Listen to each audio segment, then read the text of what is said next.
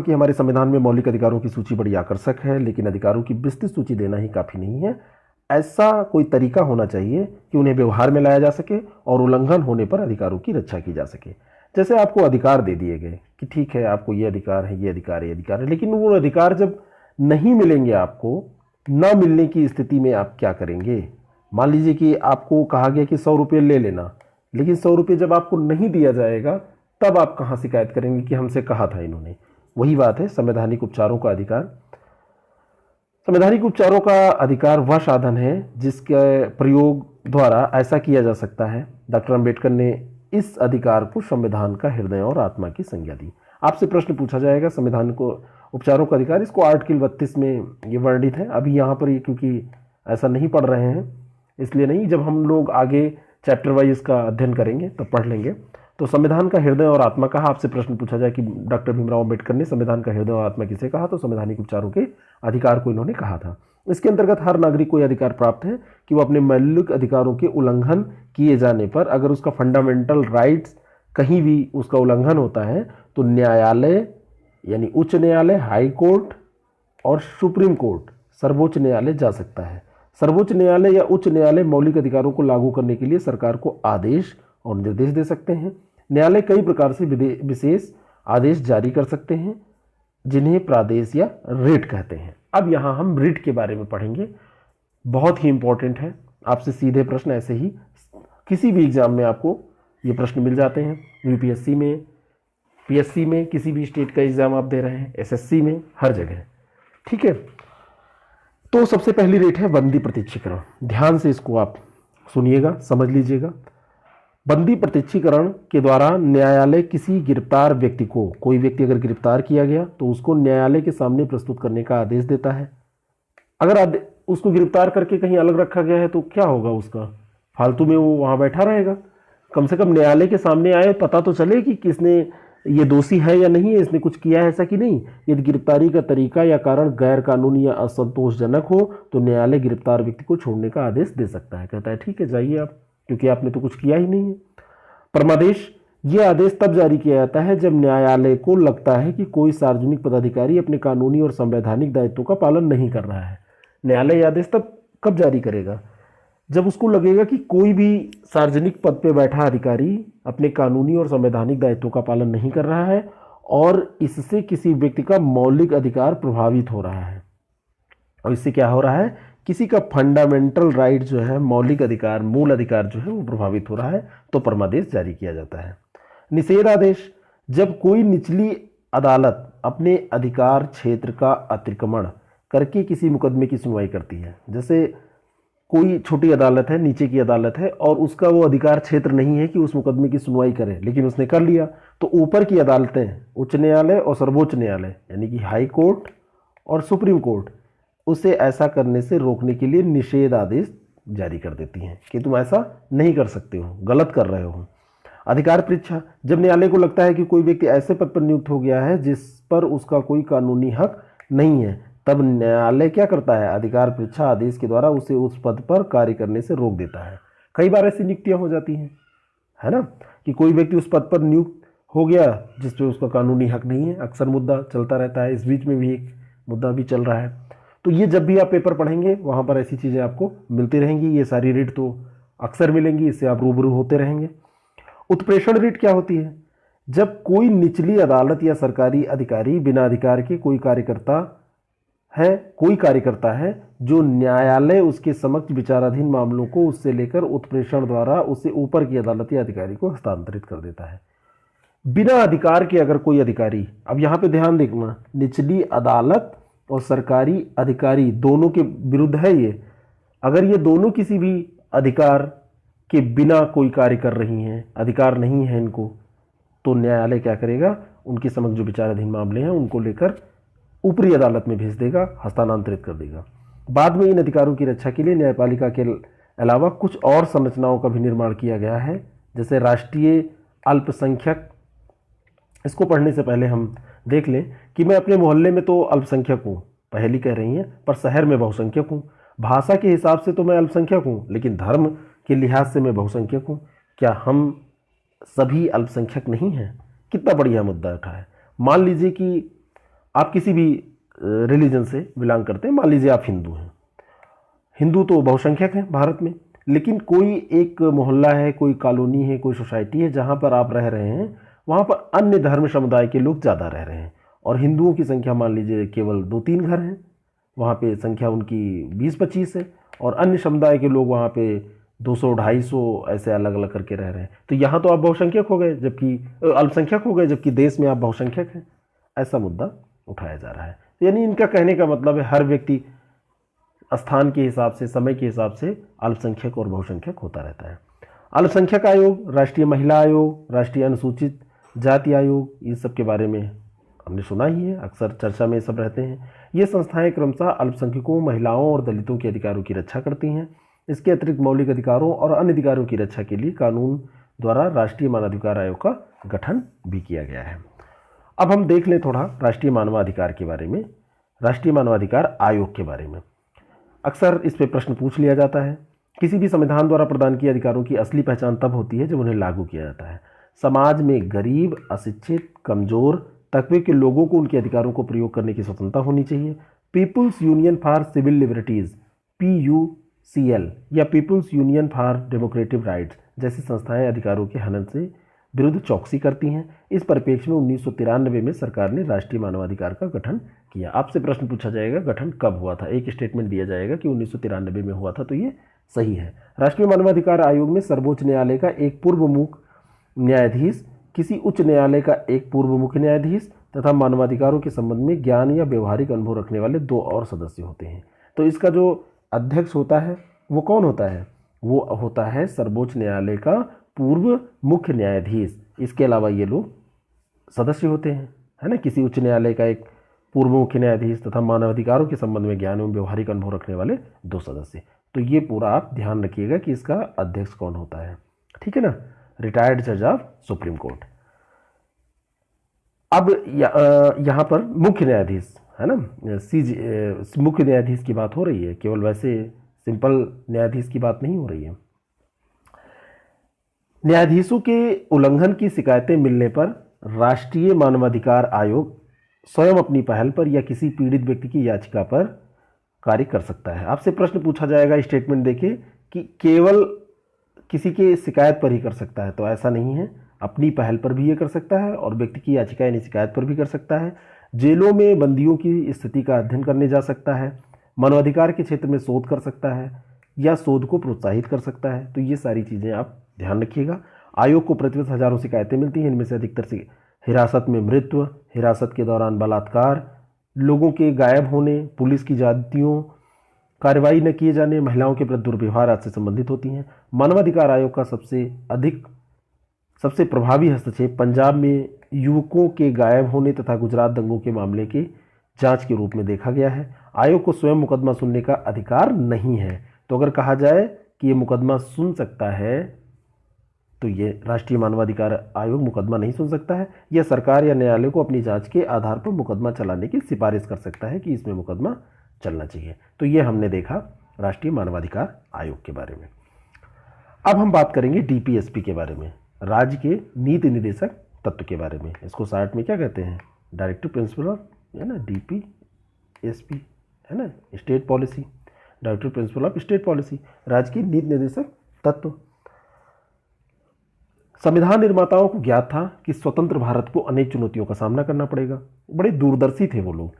इनमें सभी नागरिकों में समानता लाना, सबका कल्याण करना सबसे बड़ी चुनौती थी।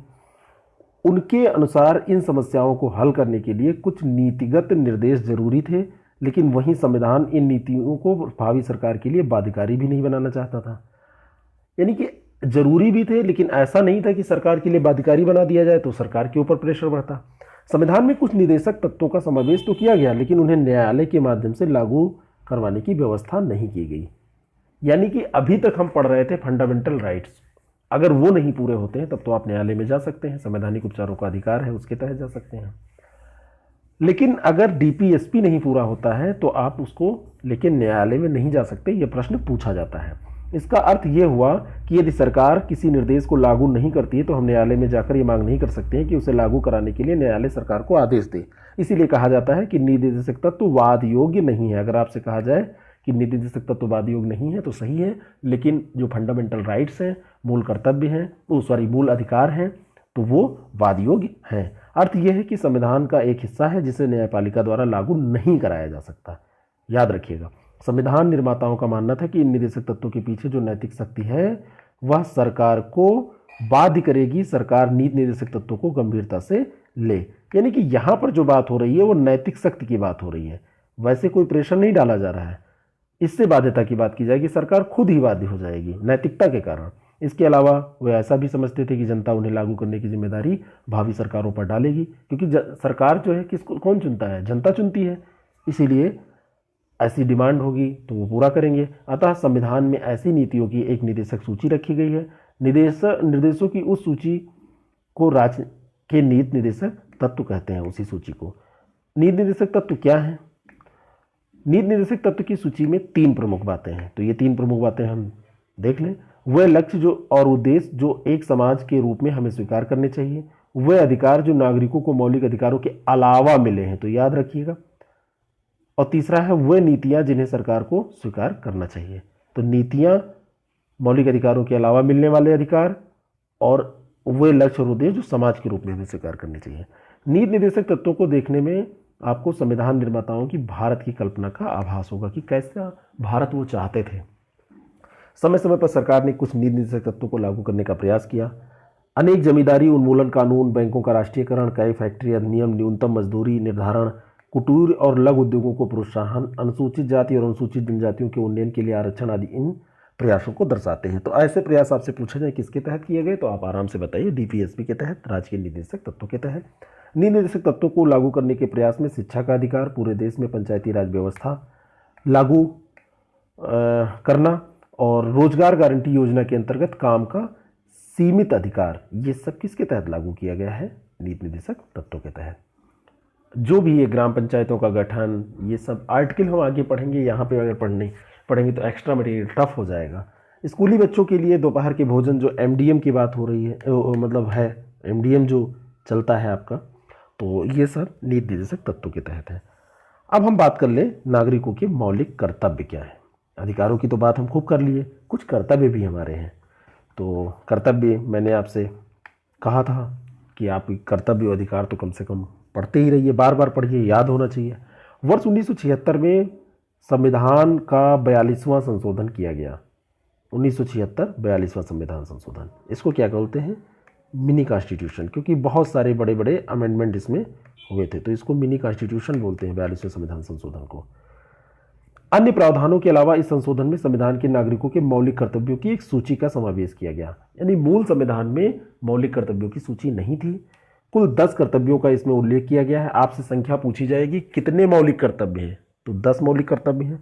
इन्हें लागू करने के संबंध में संविधान मौन है कि कैसे लागू होगा, कुछ नहीं बताया है। नागरिक के रूप में हमें अपने संविधान का पालन करना चाहिए, देश की रक्षा करनी चाहिए, सभी नागरिकों में भाईचारा बढ़ाने का प्रयत्न करना चाहिए तथा पर्यावरण की रक्षा करनी चाहिए। बार बार आपको ये सारी चीज़ें देके अलग अलग ऐसे बिंदुवार आपसे प्रश्न पूछा जाएगा। तो ये क्या है? मौलिक कर्तव्य है। परंतु यह ध्यान देने की बात है कि संविधान मौलिक कर्तव्यों के अनुपालन के आधार पर या उनकी शर्त पर हमें मौलिक अधिकार नहीं देता है कि आप मौलिक कर्तव्य का पालन करोगे तभी अधिकार मिलेगा। इस दृष्टि से संविधान में मौलिक कर्तव्यों के समावेश से हमारे मौलिक अधिकारों पर कोई प्रतिकूल असर नहीं पड़ता है। ऐसा नहीं था कि जब 1976 में 42वें संविधान संशोधन के में इसको शामिल किया गया मौलिक कर्तव्यों को, तो तब से हमारे मौलिक अधिकार जो हैं वो प्रभावित हुए, ऐसा कुछ नहीं है। एक ऐसा अनुमान है कि भारत में लगभग 30 लाख लोग शहरों में बेघर हैं। इनमें से 5% लोगों के लिए रात में सोने की जगह भी नहीं है। उनमें सैकड़ों बूढ़े और बीमार बेघर लोगों की जाड़े में शीतलहर से मृत्यु हो जाती है। उन्हें निवास का प्रमाण न दे पाने के कारण राशन कार्ड या मतदाता पहचान पत्र नहीं मिल पाता, क्योंकि उनके पास कोई निवास के ऐसे दस्तावेज नहीं है, निवास है ही नहीं है। इसके अभाव में ज़रूरतमंद मरीजों के रूप में सरकार की मदद भी नहीं मिल पाती, सरकार उनकी मदद नहीं कर पाती। इनमें एक बड़ी संख्या में लोग दिहाड़ी मजदूर हैं जिन्हें बहुत कम मजदूरी मिलती है। वे मजदूरी की तलाश में देश के विभिन्न हिस्सों से शहरों में आते हैं। आप इन तथ्यों के आधार पर संवैधानिक उपचारों के अधिकार के अंतर्गत सर्वोच्च न्यायालय को एक याचिका भेजें। आपकी याचिका में निम्न 2 बातों का उल्लेख होना चाहिए: इन बेघर लोगों के कौन कौन से मौलिक अधिकार का उल्लंघन हो रहा है और आप सर्वोच्च न्यायालय से किस प्रकार का आदेश देने की प्रार्थना करेंगे। ऐसा आप कर सकते हैं। ये सब ऐसे वर्क हैं जिनको करना चाहिए, किसी का भला होगा। तो आगे हम बढ़ते हैं। नीति निर्देशक तत्व के बारे में हम पढ़ेंगे। निर्देशक तत्व और मौलिक अधिकारों में संबंध। मौलिक अधिकार और नीति निर्देशक तत्व एक दूसरे के पूरक के रूप में देखे जा सकते हैं। जहां मौलिक अधिकार सरकार के कुछ कार्यों पर प्रतिबंध लगाते हैं, वही निर्देशक तत्व उन्हें कुछ कार्यों को करने की प्रेरणा देते हैं कि सरकार को ये कार्य करना चाहिए। शुड वाली बात होती है, शुड भी। मौलिक अधिकार जो हैं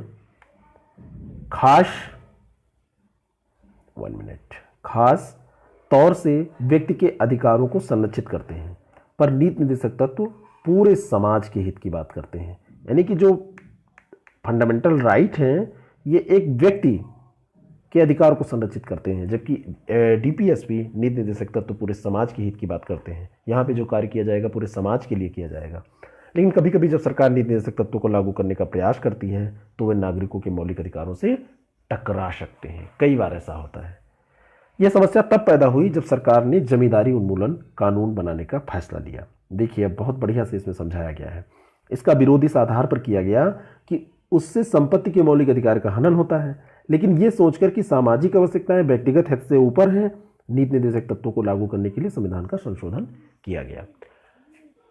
मौलिक अधिकार का हनन कैसे हो रहा था? व्यक्ति को कोई भी प्रॉपर्टी रखने का अधिकार था कि वो प्रॉपर्टी रख सकता है, लेकिन जब जमींदारी उन्मूलन कानून लाया गया डीपीएसपी के तहत तो उससे प्रॉपर्टी कहा गया कि भाई प्रॉपर्टी आप इतने इसके बाद नहीं रख सकते, लिमिटेशंस कर दिए गए। तो अब इसमें दोनों में टकराव हो गया।